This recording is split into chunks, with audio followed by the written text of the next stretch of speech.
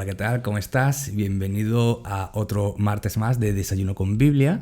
Y bueno, es para mí, como siempre digo, un placer poder estar aquí contigo. Hoy, sí, ciertamente hoy no me estás viendo, pero me estás escuchando, que es lo importante. Estamos haciendo, sí, es el mismo programa, lo único que hoy lo estamos haciendo en estilo podcast. Así las personas que están trabajando, las personas que están, hay varias personas que están yendo al trabajo o varias personas que durante su trabajo pues tienen la posibilidad de escucharlo y no necesariamente de verme. Así todos nos podemos beneficiar de este estilo de pues, reflexión en esta mañana. Tanto tú que estás en tu casa, que estás sentado o haciendo otra cosa, tienes la dicha de poder estar en tu casa sentado, tomándote un cafecito con la Biblia abierta, puedes escucharme. Y tanto la persona que está trabajando y resulta que va con su furgoneta o que va con su coche desplazándose, esa persona no tiene la oportunidad para verme, pero sí con esta modalidad puede escucharme. Así que para todos creo que este formato también es muy bueno porque todos nos da la oportunidad de poder tener esta reflexión en el mismo momento durante nuestro día laboral también, si acaso lo permite nuestro trabajo, por supuesto. ¿Cómo estás? Deseo que estés muy bien, deseo que hayas pasado un muy buen domingo, que hayas pasado bien en tu iglesia local o en la modalidad en que lo estés haciendo, si lo estás haciendo virtual o si lo estás haciendo presencial. Bueno, pues deseo que haya sido muy, muy bendecido el tiempo. Y bueno, deseo también que tu lunes haya sido fantástico y que tu martes sea aún mucho mejor. Así que, bueno, yo creo que los martes son especiales porque, pues estamos haciendo estas reflexiones y nos ayudan a todos, ¿cierto? Por lo menos es un día distinto, en el sentido un día de semana distinto que podemos estar reflexionando sobre el Evangelio de Marcos y la vida de Jesús. Y dicho esto, ya estamos llegando al final del Evangelio de Marcos y hemos hecho un buen repaso, sobre la vida del Señor Jesús. Ya cuando lleguemos al final de Marcos, pues podremos puntualizar algunos aspectos, creo que muy relevantes, o de los más relevantes. Todos son relevantes, por supuesto, pero siempre hay algunos con los cuales nos podemos quedar. Eso lo haremos al final como un cierre al Evangelio de Marcos en estas reflexiones. Muy bien, pues si tienes tu Biblia y la puedes abrir, pues sería fantástico que lo pudieras hacer, pero si tú estás trabajando y no puedes obviamente abrir tu Biblia, yo lo voy a leer por ti. Así que por eso digo que esta modalidad de podcast también es muy útil para las personas que no pueden en este momento estar abriendo su Biblia. Vale, pues el Evangelio de Marcos, capítulo 14, hoy vamos a hablar de la traición de Judas, el amigo de Jesús. Más que amigo, el discípulo de Jesús, ese que había estado por lo menos 3 años acompañando a Jesús y ahora decide entregarlo. Bueno, vamos a leer el texto, ¿ok? Yo lo voy a leer para ti, yo lo voy a hacer en la Biblia que uso, la Biblia textual. Tú lo puedes hacer en la versión con la que más a gusto te encuentres, ¿cierto? Muy bien, dice así, Marcos 14, versículo 10. Judas Iscariote, uno de los 12, fue a los principales sacerdotes para entregárselo. Y ellos se alegraron al oírlo y prometieron darle plata, o sea, dinero, y buscaba Judas cómo entregarlo cuando fuera oportuno.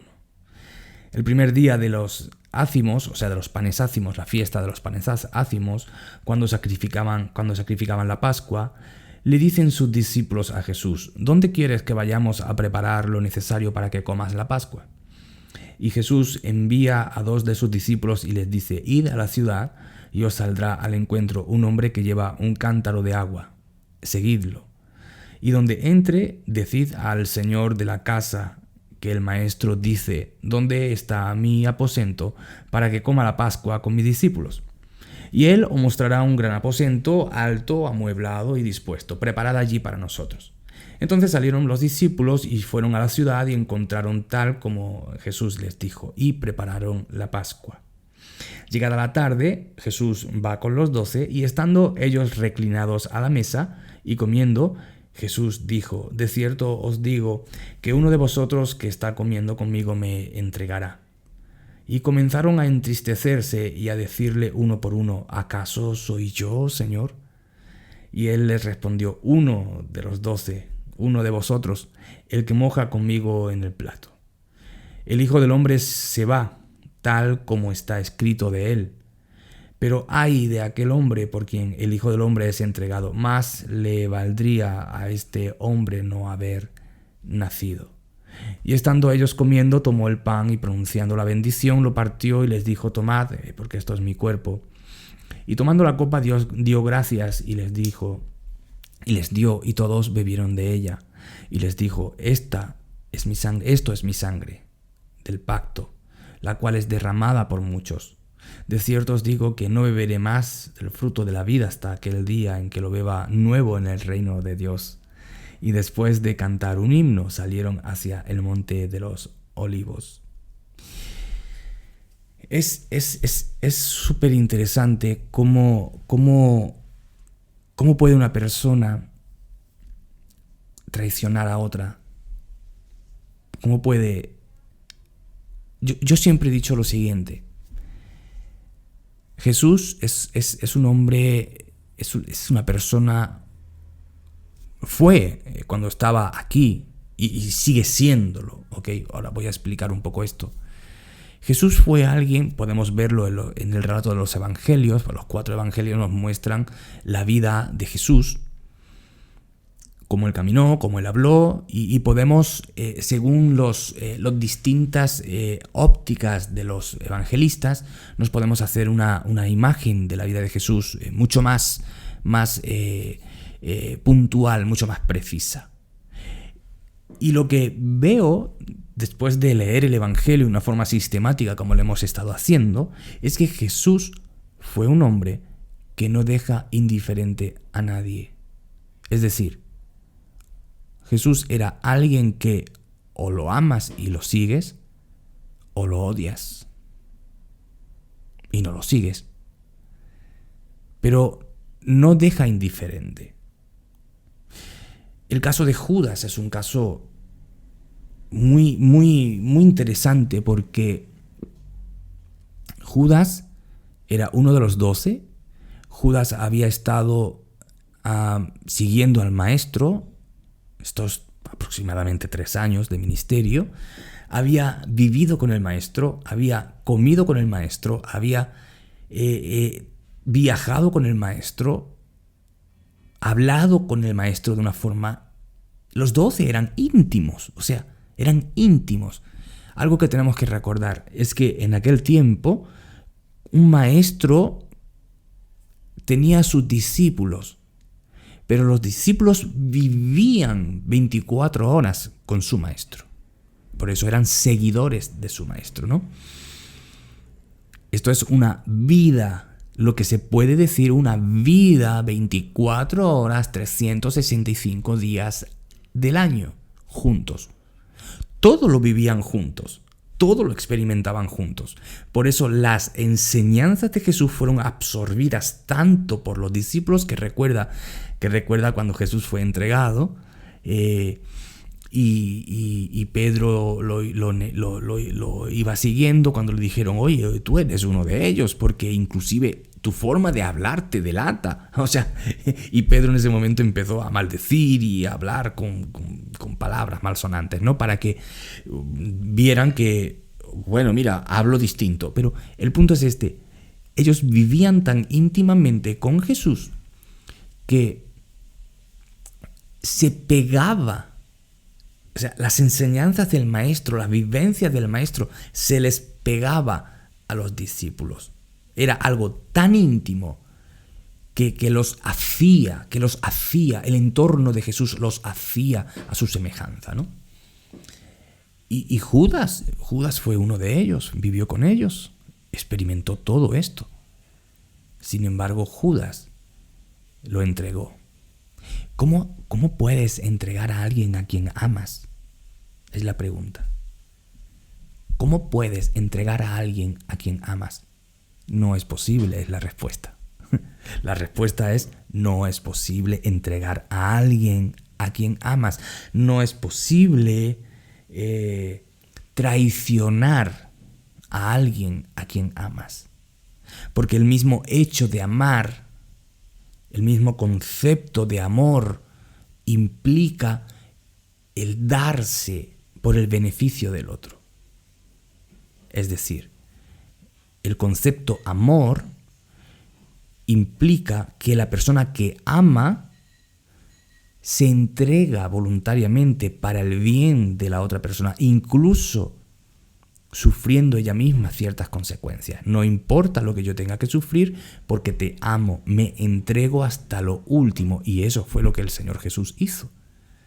Por eso nuestros conceptos de amor deben estar medidos desde la fuente del amor, que es Dios. Como dice Juan, Dios es amor.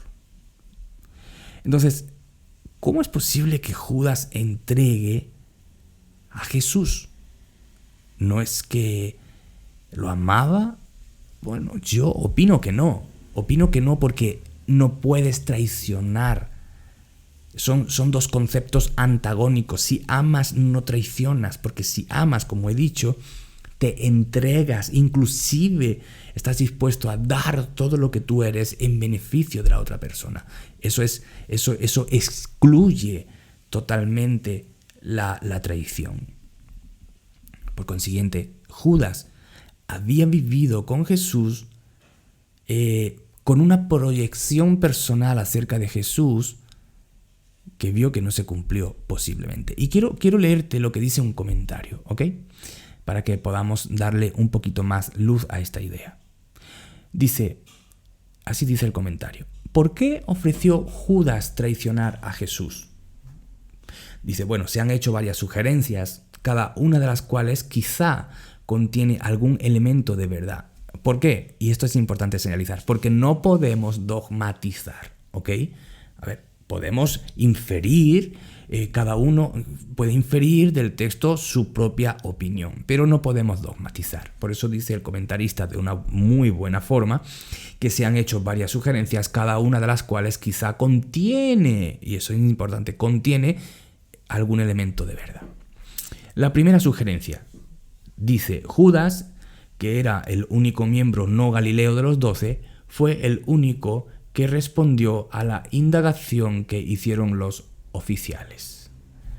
Y aquí el comentarista da un texto bíblico. Juan 11:57, que dice: por su parte, los jefes de los sacerdotes y los fariseos habían dado la orden de que si alguien llegaba a saber dónde estaba Jesús, debía denunciarlo para que lo arrestaran. Posiblemente dice el comentarista que Judas hizo esto, estuvo indagando y realmente no era uno de los 12, sino que en su vida había estado siendo un hipócrita. Yo no creo que esta consideración primera sea la más adecuada, pero bueno, es un planteamiento que se pone sobre el tapete y es válido, aunque no lo compartamos, ¿no? El segundo punto, o la segunda sugerencia, es la siguiente. Dice así: Judas, él se sentía desilusionado porque Jesús no había logrado establecer un reino político y su esperanza de obtener ganancias materiales parecían desvanecerse. Esto es una muy buena sugerencia, pero vamos a leer la número 3. La número 3 dice así: su amor por el dinero lo empujó a quedarse con algo para sí mismo. En cualquiera de los casos, llegó a caer bajo el control satánico. Personalmente me quedo con la segunda sugerencia. Creo que Judas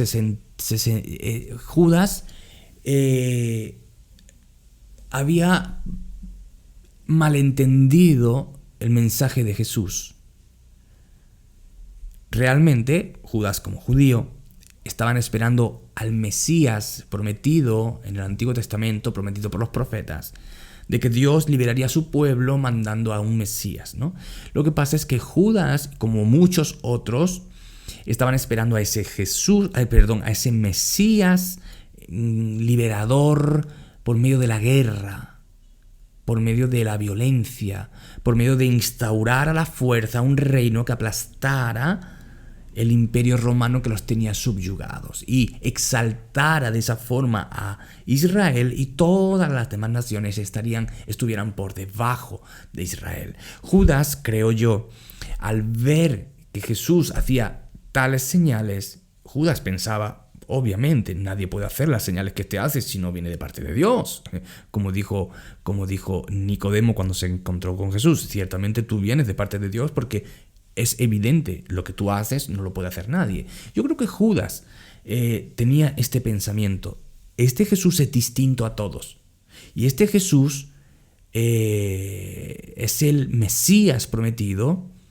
Y recuerda, muchas personas querían proclamar rey a Jesús, pero Jesús desestimaba esa idea. Creo que Judas, al ver que Jesús desestimaba esa idea de que Jesús fuera proclamado rey, se fue desilusionando hasta el punto que, bueno, pues posiblemente dos opciones. Una, o se desilusionó de tal forma que dijo, lo entrego y por lo menos saco algún beneficio, porque también parece que a Judas le gustaba el dinerito. Esa es una opción. Y la otra opción es, que yo pienso que también es plausible, que Judas dijo, si lo entrego, quizá este es el detonante para que Jesús realmente muestre quién es y hagamos esa revolución que estamos esperando. Yo creo que Judas es lo que pensó. ¿Amaba al maestro? Pues mira, fíjate, yo creo que no, porque traicionó al maestro. Malentendió al maestro. Es cierto que luego Judas se ahorcó. Bueno, pudo tener un momento de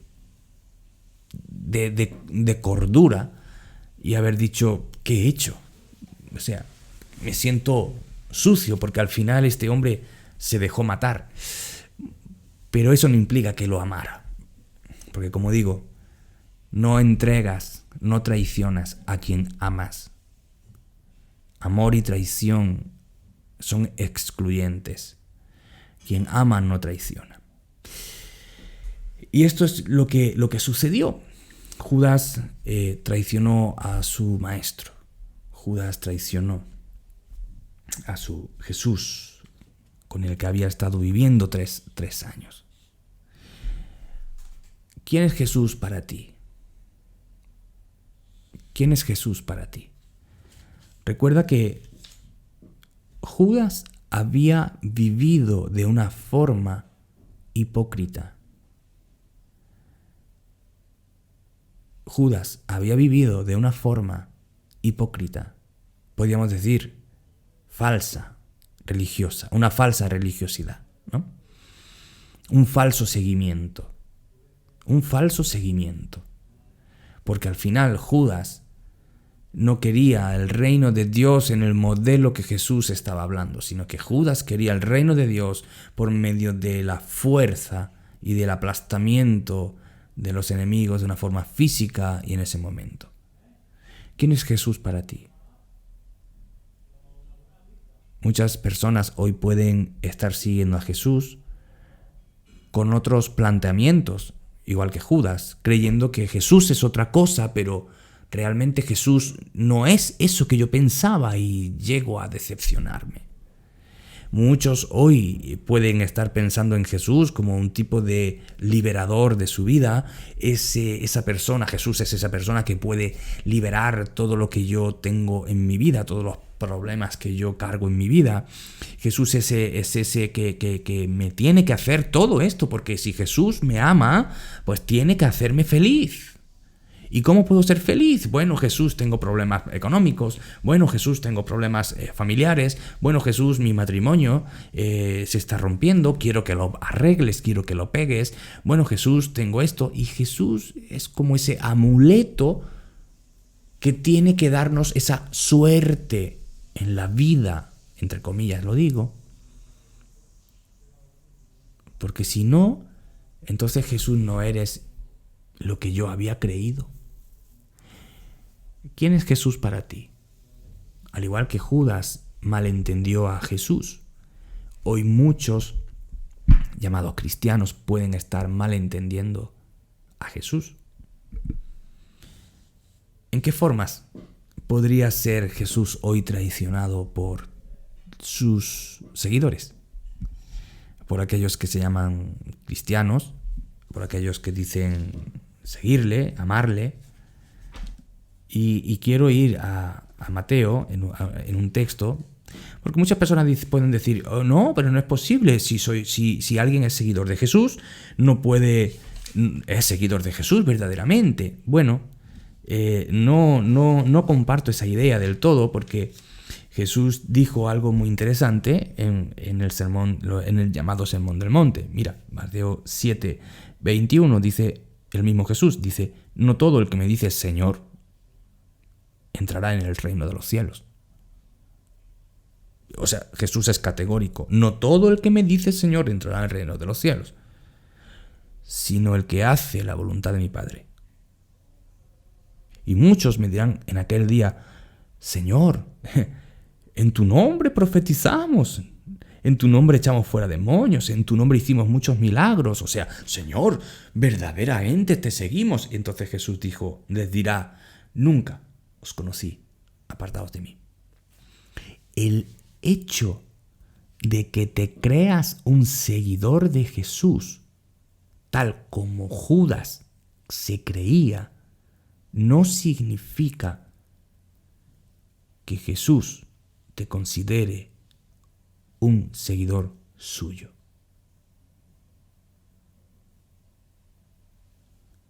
¿Por qué? Jesús lo dice bien claro. No los que dicen que yo soy, sino los que dicen que yo soy y obedecen lo que digo, porque soy Señor. Ese es el punto. Ese es el punto. ¿En qué formas entonces Jesús podría ser traicionado por muchos cristianos o que se llaman a sí mismos cristianos? Bueno, pues hoy hay muchos que sienten vergüenza por decir que verdaderamente son hijos de Dios. Hoy personas se avergüenzan de llamarse cristianos en medio de su círculo de amigos o su círculo social. No puedo sentir vergüenza de mi Señor si verdaderamente soy un seguidor de Cristo. Muchos sienten vergüenza.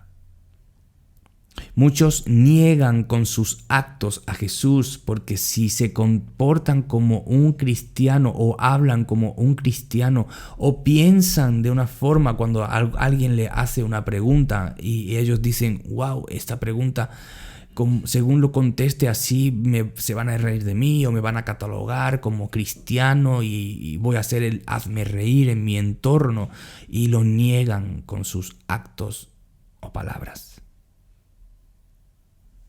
Y por tanto muchos viven